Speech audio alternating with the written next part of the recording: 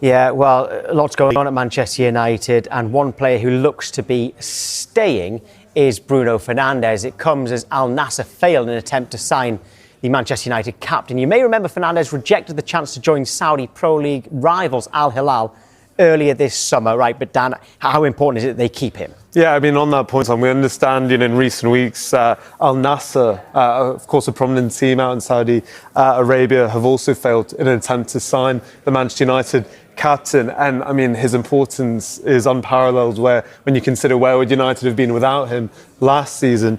And you just look at his statistics there last season. I mean, Kevin, you can look at it as well in terms of give that a bit more context. But, considering how much of a struggle it was for United last season, he was pretty incredible individually. Well, it's a pretty damning statement if you let a player of that quality and that importance go.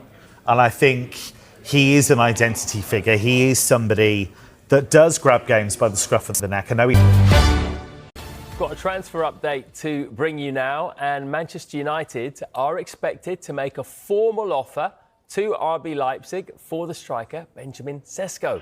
United have been in talks with Leipzig over what they would be prepared to pay. As Sky Sports News reported on Saturday, Newcastle United are in ongoing talks over the structure of a deal after making an official bid worth £69.8 million. SEŠKO is open to both projects, but one source has told Sky Sports News that he is leaning towards Manchester United if they can agree a deal.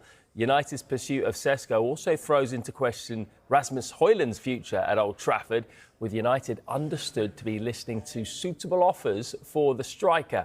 So just a reminder, an update for you, Manchester United are...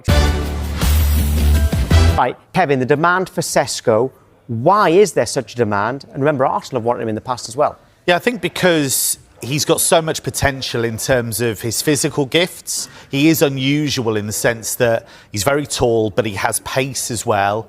He has an incredible ability to strike the ball. Some of the goals that he's been able to score, really quite phenomenal. He scores all types of goals.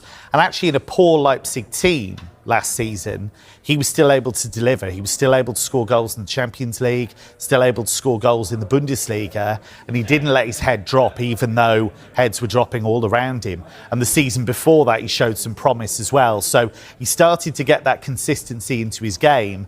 And I think it's the fact that he's got quite a high ceiling that's attracting clubs to him. Right, we'll get more on this now and go, as we promised, to Newcastle United, sharing SEŠKO to Isak because it might be one out, one in at Newcastle. How different are they as strikers? Yeah, I mean, obviously, physically, they're significantly different. Isak is a lot more polished in what he does, but of course, that's been a process.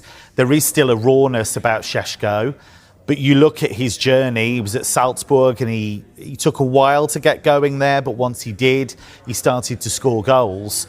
And I do think he's dynamic enough, I do think he's physical enough to deal with the Premier League. And what I like about him is that he's not scared to try things. There was a goal towards the back end of last season that I commentated on against Bayern, where the goalkeeper, Jonas Urbich, was a long way off his line. A lot of players would just lift that ball over the top of the goalkeeper. He went, "No, I'll just hit it with the outside of my boot." Yeah, we've just backed myself. Show that goal a lot, and rightly so, because it is. It's an unbelievable goal. It does stand out, and he strikes the ball beautifully. Decision making sometimes needs a bit of work, but he's 22. So I think clubs are looking at him and thinking he's got a high ceiling. But then, Kevin, I wanted to ask you how maybe right now, as you mentioned, comparing him to Isak is very different compared to when Isak first joined from Real Sociedad. So when Isak joined Newcastle initially, he